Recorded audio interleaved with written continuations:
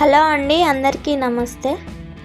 ఈరోజు special spicy and tasty chicken pakoda. ఈరోజు నా స్టైల్లో చికెన్ పకోడా ఎలా చేయాలో చేసి చూపిస్తాను. మా ఇంట్లో ఏ విధంగా చేస్తానో ఆ విధంగా చేసి మీకు చూపిస్తున్నాను. ముందుగా మిక్సీ జార తీసుకొని ఒక 2 వెల్లుల్లిపాయ రెమ్మలు ఒలిచి తీసుకున్నాను. అందులో ఒక 3 ఇంచుల అల్లం వేసుకున్నాను. అల్లం వెల్లుల్లి కొద్దిగా ఎక్కువ వేసుకుంటే టేస్ట్ ఉంటుంది.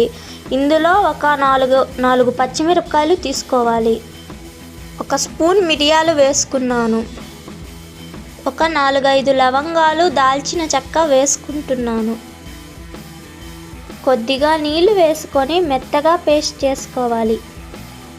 ఈ విధంగా చేసుకున్నాను.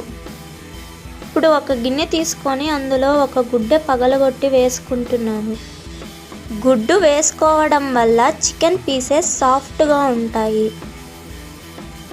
ఇప్పుడు ఇందులో తగినంత కారం వేసుకుంటున్నాను.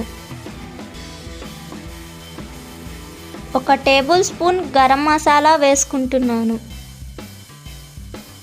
రుచికి సరిపడా ఉప్పు వేసుకుంటున్నాను. ఇప్పుడు దీంట్లో ఫుడ్ కలర్ యాడ్ చేసుకుంటున్నాను. ఫుడ్ కలర్ ఆప్షనల్ అండి.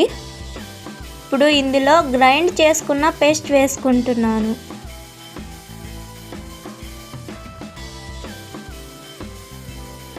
ఒక నిమ్మకాయ తీసుకొని కట్ చేసుకొని అందులో పిండుకుంటున్నాను.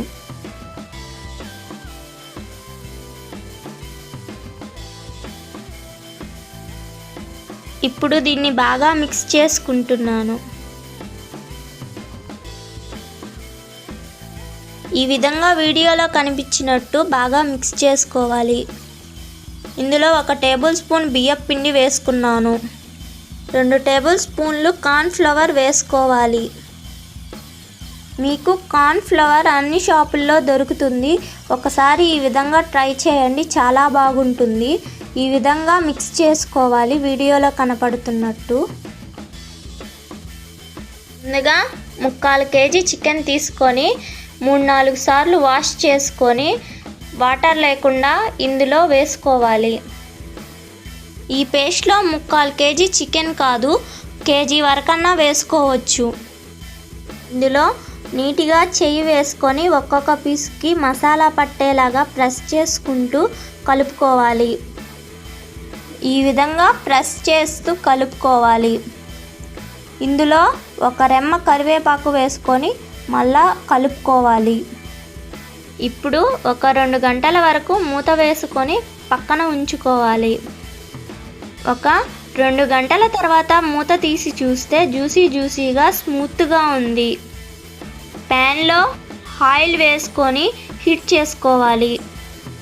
ఇందులో మనం మిక్స్ చేసుకున్న చికెన్ని విడివిడిగా దూరంగా వేసుకోవాలి.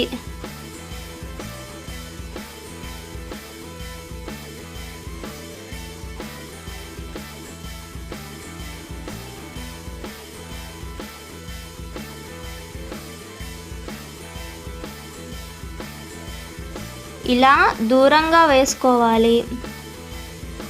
ఇప్పుడు ఒక 2 నిమిషాలు కదపకుండా నూనెలో వేయించుకోవాలి.